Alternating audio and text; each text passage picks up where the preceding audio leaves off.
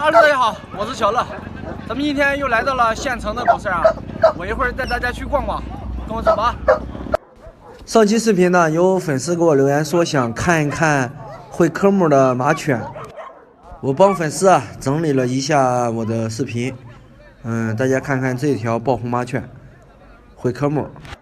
这条马犬呢，定力比较好一点。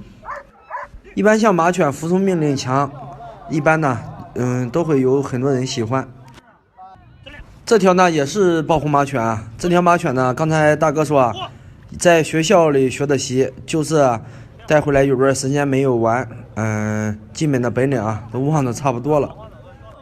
一般来狗市上狗呢，它们的兴奋度都比较高，说明啊这狗比较好。这边这条呢，属于黄马犬。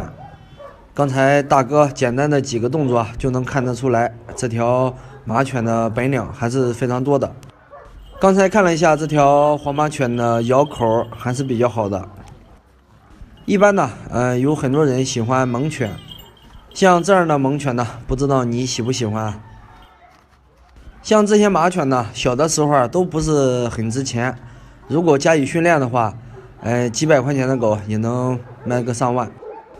刚才看这边围了很多人啊，发现了这条马犬呢，应该算是这整个视频里的最棒的一条。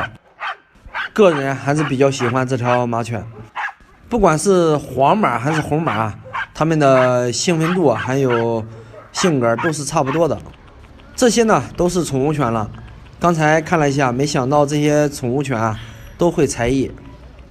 我一会儿给大家展示一下。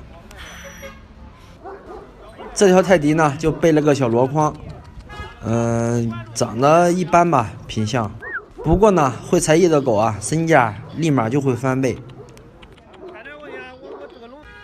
个人还是比较喜欢这样的泰迪啊。像这样的红泰迪呢，一般会才艺的价格就会高一点。如果说不会才艺呢，也就是几百块钱。如果个人有耐心的话，也可以训练一条像这样的狗狗，但是呢，必须要有耐心才行。现在暴红马犬比较抢手啊，这个大叔呢，看上去年龄有50岁吧，这个小哥年龄也得30岁了。他们同时看上了这条暴红马犬啊，都想占为己有，都比较喜欢。说实话呢，这两条暴红马犬长得确实挺不错的，鳄鱼嘴，黑头黑胸。好了，这期的视频就到这啊。喜欢农村狗事的可以给小乐点点关注。这期的视频拍到这里，再见啊。